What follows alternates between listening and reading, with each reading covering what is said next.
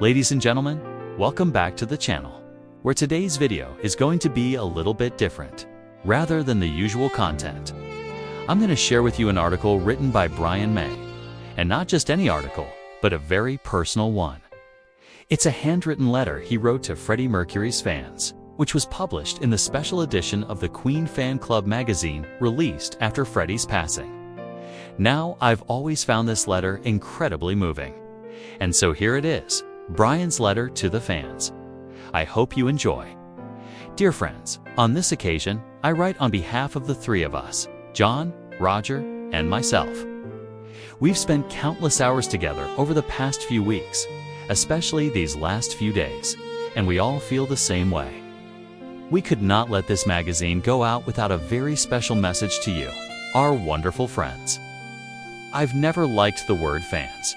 You've always been so much more than that. You've been understanding, supportive, and loyal beyond measure. As you know now, Freddie had been battling the terrible disease of AIDS for many years. For most of that time, even we didn't know. It must have been so hard for him, and we can only imagine how difficult it was for him to hide the symptoms of the disease. He was so ill in the end that just walking around the studio was very difficult for him. Yet during that time, he managed to make his greatest work, the album Innuendo. How he did it, I don't know. It's a miracle. He fought so hard to keep things as normal as possible. And in some ways, he succeeded beyond our wildest dreams. Through it all, Freddie's art and his friends meant everything to him. He refused to let his illness define him or spoil his music, our music, or his friends' lives. And it showed. Even by the time we filmed These Are the Days of Our Lives, he could barely stand. But he never once complained. Not a word, not a sigh. Just will, just art, just love. Amazingly though, his voice miraculously grew more powerful than ever before. As if sheer will was carrying him forward. His voice, his spirit, and his genius shone through. It was one of the bravest performances of his life. Amazingly though, his voice, miraculously, grew more powerful than ever before.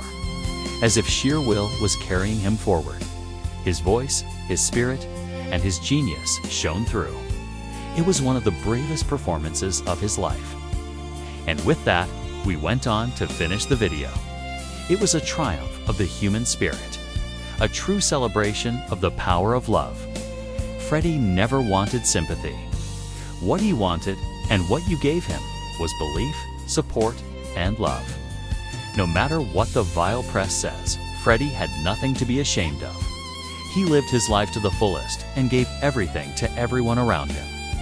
He was kind, generous, and funny. All those qualities shone through right to the very end.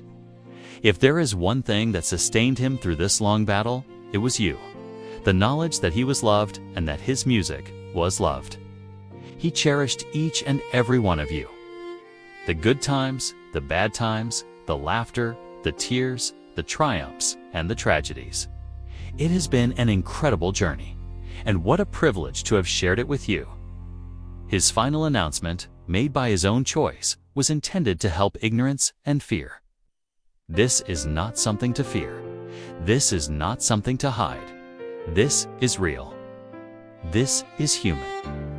Now, with that, Freddie was able to fly away from us, to fly away from the pain, to be reunited with his beloved ones who had gone before him. He died as he lived, on his own terms, with dignity, and without ever losing control. And on that note, I want to send my deepest gratitude to everyone who's reached out to me personally over the past few weeks. Your kindness and support have given me strength to face the dark days ahead. Thank you for listening. Thank you for loving Freddie. Thank you for being his friends. He loved you, Brian.